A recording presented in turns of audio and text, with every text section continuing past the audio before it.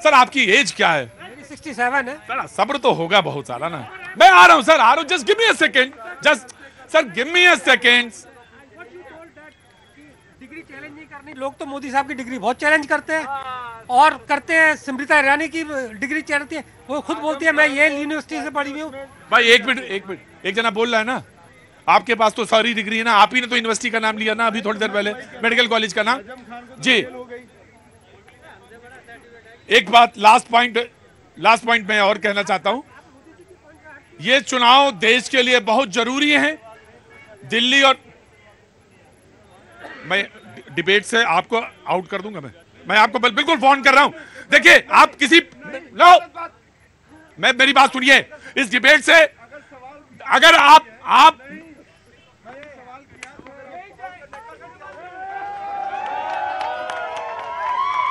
अगर आप मुझे डिबेट करने का इजाजत देंगे तो ठीक, और दूसरी बात ये, इसी डिबेट से निकल के गए हैं आप, मेरी डिबेट को सुनने की कोशिश करिए।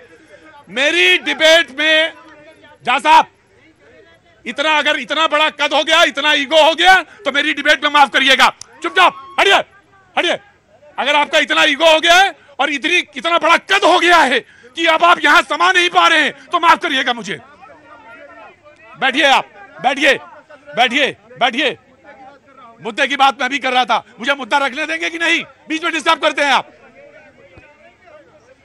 मैंने सिर्फ इतना ही कहा, किसी मेडिकल कॉलेज, किसी की एमबीबीएस डिग्री, किसी की कोई डिग्री हो, उसको चैलेंज करने से पहले यह ध्यान रखा करिए कि वो पढ़ाई लिख के करके आया है। और आपको अगर चैलेंज करने का मौका है तो जाइए सुप्रीम कोर्ट, करिए जाके और बोलिए जाके और लड़िए जाके, लेकिन यहां पे बहस करने दीजिए। अरविंद केजरीवाल जी ने कहा, मैं डिबेट को आगाज करता हूं, कि अगर ये एक बार फिर से आ गए तो देश का बेड़ा गर्क हो जाएगा 5 साल। डिबेट का आगाज करता हूं जी, पहले आम आदमी पार्टी जी, फिर समाजवादी।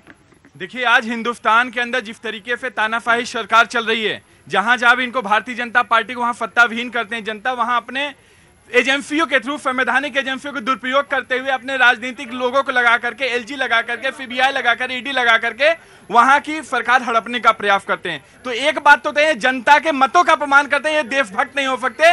ये सारे लोग सारे देश के गद्दार हैं, जैसे अभी भाई साहब ने कहा, मैं उनका समर्थन करता हूं। बीपी बिल्कुल हाई होना चाहिए। आज देश के अंदर क्या है, आज ये आईएएस अधिकारियों को यूज कर रहे हैं, महंगाई है, बेरोजगारी है, भ्रष्टाचार है। भ्रष्टाचार पे आप विपक्ष पार्टियों का खूब जांच करा रहे हैं। अरे जांच कराइए, जांच की स्वागत करते हैं, लेकिन अपने पार्टियों में जितने भ्रष्टाचारियों को लेकर के आए हैं, चाहे वो कांग्रेस पार्टी के जिस नेता को आप बोलते थे भ्रष्टाचारी है, अपने पार्टी में ला करके उसको मुख्यमंत्री बना दिए, उप मुख्यमंत्री बना दिए, तो उसकी भी जांच करिए। बिल्कुल राइट। केजरीवाल आराम से पाठक जी, आप ही के पास आऊंगा। केजरीवाल साहब ने बहुत सही कहा है कि अगर ये दोबारा 5 साल आ गए तो देश को बेच देंगे। केजरीवाल बेच देगा। कितने स्कूल बेच देगा? नहीं, बेच देंगे।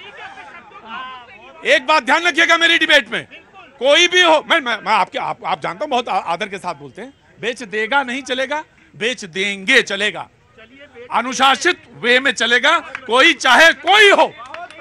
अरे चुना हुआ मुख्यमंत्री है, कैसे बेच देगा?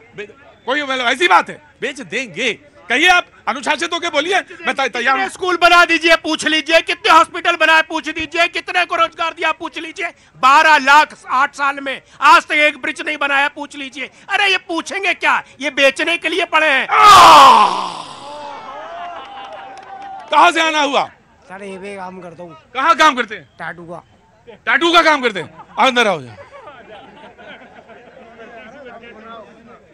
एक ऐसा टैटू बनवाना है मुझे जिसमें, पहले मैं बोल लूं कि तुम भी वही गलती करोगे जो वो झा साहब कर रहे थे। अभी क्या हुए? सर मैं टैटू बनाऊंगा। अच्छा तुम टैटू बनाते हो तो मेरी बात एक हमें लिखना है, कट्टा देश भक्त हूँ, कट्टर देश भक्त हूँ, ऐसा लिखवाना है। लिख दोगे? क्या नाम है तुम्हारा? राहुल।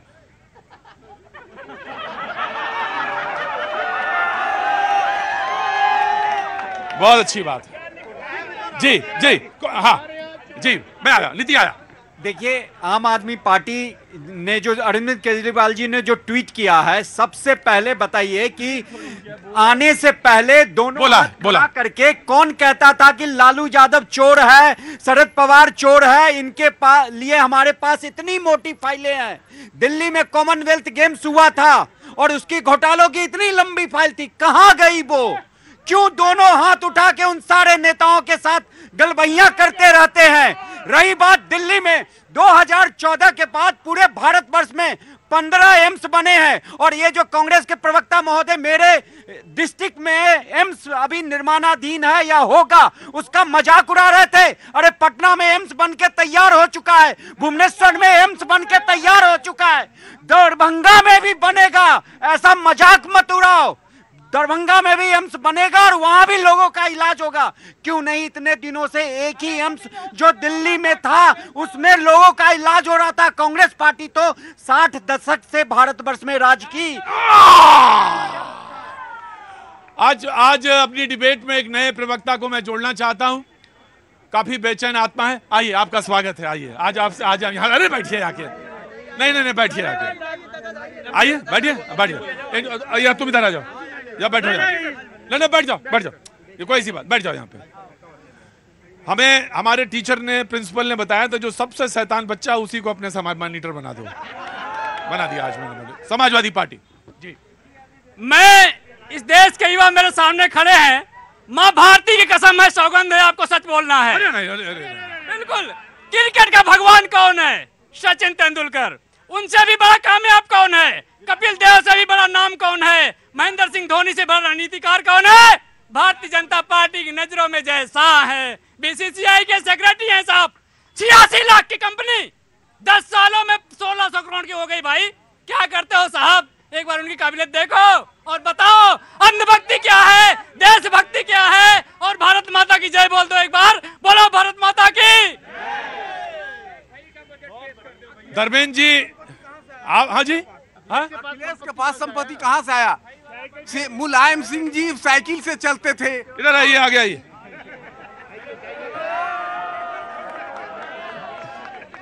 धर्मेंद्र जी, हमारे प्रोग्राम की एक खूबी है कि मैं बैलेंस करूं या प्रवक्ता बैलेंस करें या जनता बैलेंस करे।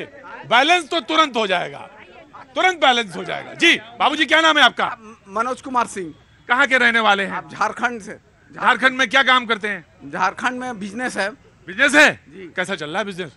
ठीक चल रहा है। ठीक चल रहा है, अच्छा चल रहा है। काहे का है? क्रेशर का धंधा है। तब तो अच्छा काम है। अब सवाल पूछिए आप। मुलायम सिंह जी साइकिल से चलते थे, आज उनके पास 20,000 करोड़ की संपत्ति कहाँ से आई? और ये सोनिया गांधी कौन सा काम करती है कि विश्व की 4थी महिला है? ये इन लोग अपना पहले हिसाब दे, उसके बाद दूसरे पर आरोप लगाए कि संपत्ति कहाँ से आया इतना। और सारे नेताओं अपना अपना संपत्ति का हिसाब दे।